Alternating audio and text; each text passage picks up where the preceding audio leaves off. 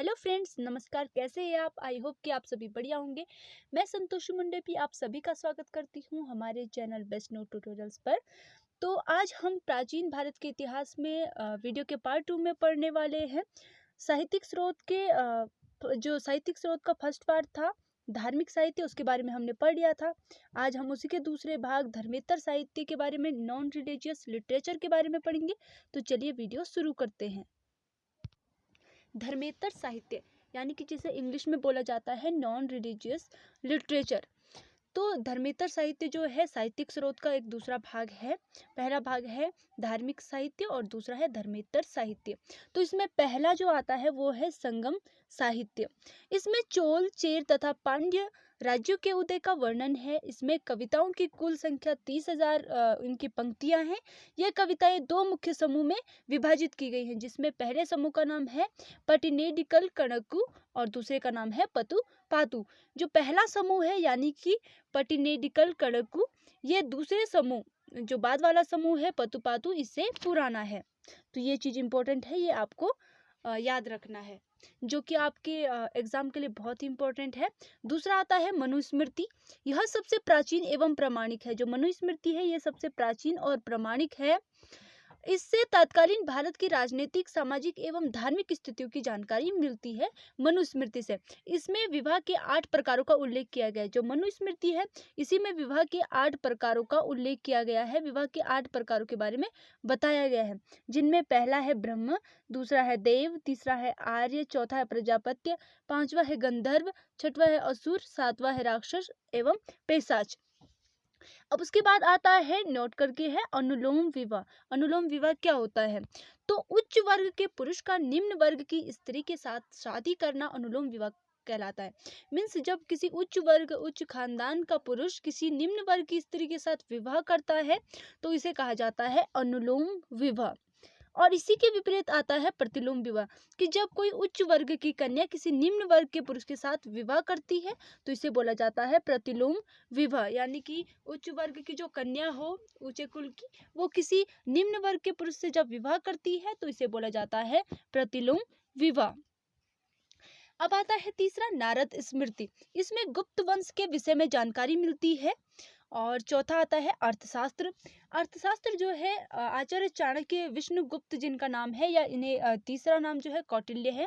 चाणक्य के ही नाम है, विष्णुगुप्त भी और कौटिल्य भी, इन्हीं को बोला जाता है, के द्वारा संस्कृत भाषा में रचित इस ग्रंथ को लगभग जो भारतीय राजनीति का जो है वो प्रथम भारतीय ग्रंथ इसे माना जाता है। अर्थशास्त्र को चाणक्य के द्वारा रचित, संस्कृत भाषा में रचित अर्थशास्त्र को भारत का प्रथम भारतीय राजनीतिक भारतीय ग्रंथ माना जाता है।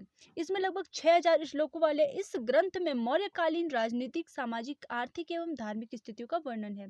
जो अर्थशास्त्र है इसमें मौर्य काल के विषय में बताया गया है, उसकी राजनीतिक, सामाजिक, आर्थिक एवं धार्मिक स्थितियों के बारे में वर्णन किया गया है। पांचवा आता है मुद्रा राक्षस। मुद्रा राक्षस की जो रचना की है वो विशाखा दत्त द्वारा रचित है। ये विशाखा दत्त द्वारा रचित इस नाटक में चंद्रगुप्त मौर्य तथा उनके गुरु चाणक्य द्वारा नंद वंश के पतन तथा मौर्य वंश की स्थापना का वर्णन है, कि किस प्रकार घनानंद जो था अंतिम नंद वंश का राजा था, उसका पतन हुआ और किस प्रकार मौर्य वंश का उदय हुआ, उसकी स्थापना हुई। इसके बारे में मुद्रा राक्षस में बताया गया है, जिसके रचयिता है विशाख दत्त। आगे आता है 6वें नंबर पर मालविकाग्निमित्रम।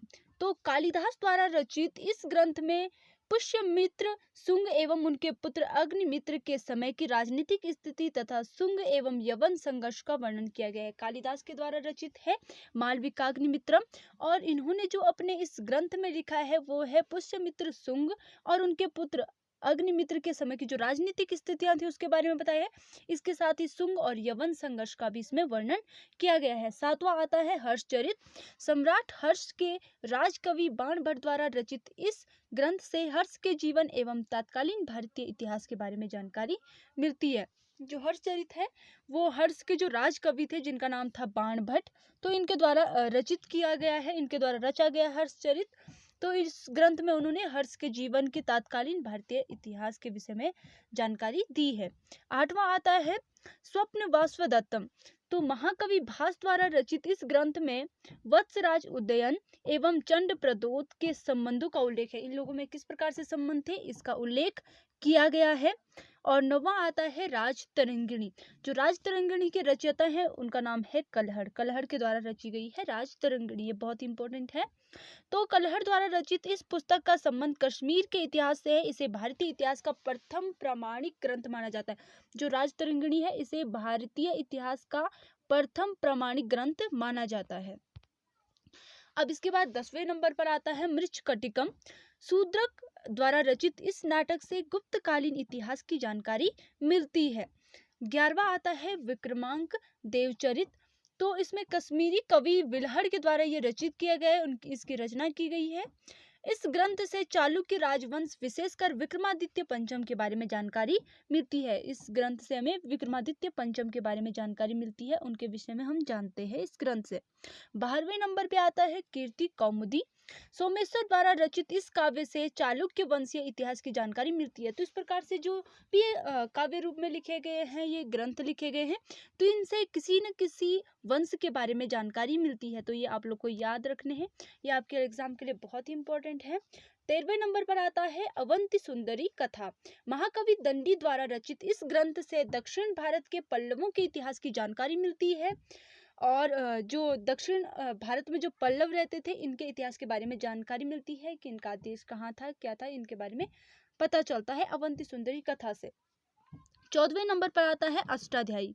अष्टाध्यायी की जो रचना की है वो पाणिनि के द्वारा की गई है और ये संस्कृत व्याकरण की यह सबसे प्रथम प्रामाणिक पुस्तक है। जो अष्टाध्यायी है यह संस्कृत व्याकरण की प्रथम प्रामाणिक पुस्तक इसको माना जाता है, अष्टाध्यायी को। तो इसके बाद हम कुछ ग्रंथ, उनके रचनाकार और वो किस काल में लिखे गए, बनाए गए, उनके बारे में पढ़ लेते हैं। तो इसमें पहला आता है अष्टाध्यायी। अष्टाध्यायी की जो रचनाकार हैं, रचना की है वो पाणिनि के द्वारा की गई है और 6वीं शताब्दी ईसा पूर्व में की गई। दूसरा आता है रामायण। रामायण की रचना वाल्मीकि के द्वारा की गई और 5वीं शताब्दी ईसा पूर्व में की गई। तीसरा आता है महाभारत। महाभारत के जो रचनाकार हैं वो महर्षि वेदव्यास जी हैं और 4वीं शताब्दी ईसा पूर्व में इसकी रचना की गई। 5वें में आता है अर्थशास्त्र। अर्थशास्त्र की रचना चाणक्य के द्वारा की गई और 3री शताब्दी ईसा पूर्व में की गई। अब इसके बाद आता है इंडिका। इंडिका की जो रचना की गई वो है मेगास्थनीज के द्वारा की गई और चंद्रगुप्त मौर्य यानी कि मौर्य काल में इसकी जो है इस ग्रंथ की रचना की गई। अब इसके बाद आता है पंचतंत्र। इसकी रचना विष्णु शर्मा के द्वारा 2री शताब्दी ईसा पूर्व में की गई। महाभाष्य पतंजलि के द्वारा की गई और 2री शताब्दी ईसा पूर्व में इसकी रचना की गई। आगे आता है सतसहल सारिका सूत्र।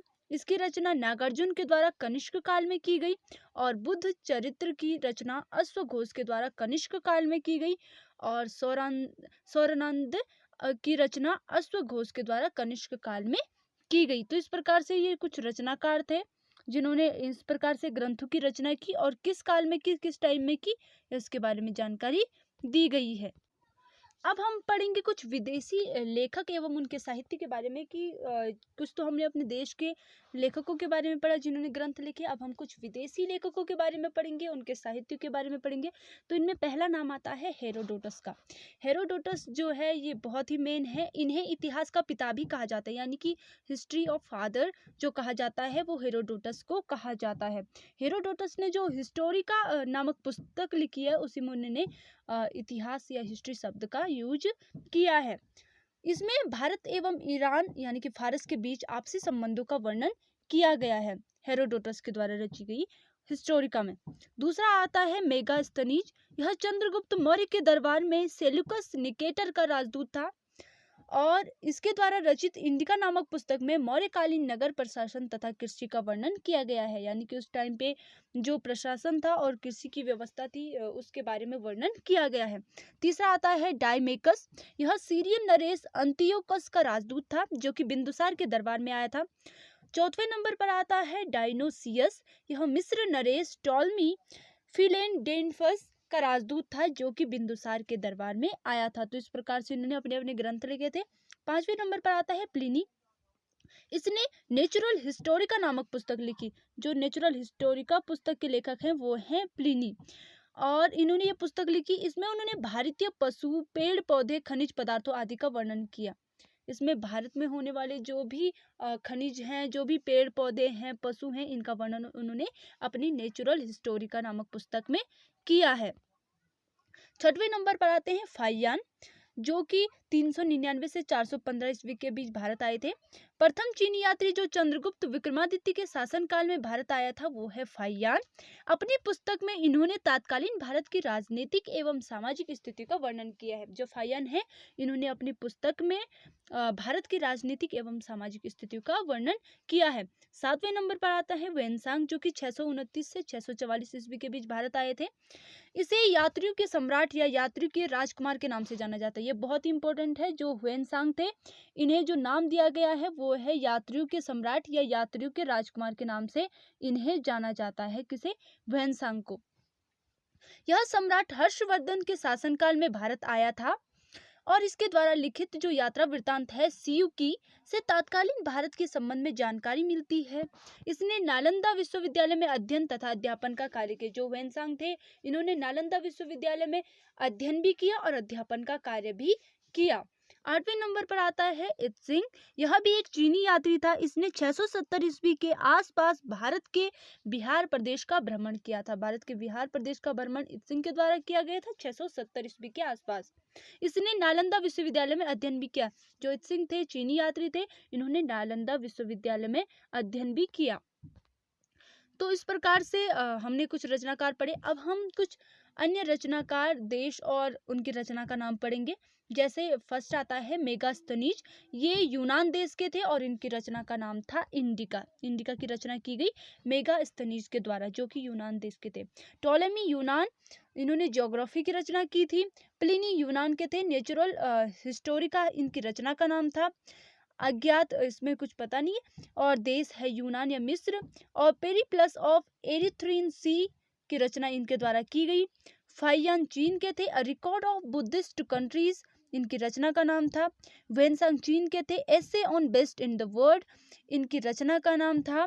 और इत्सिंग चीन के थे। Record of the Buddhist religion and practised in India and Malaya इनकी रचना का नाम था।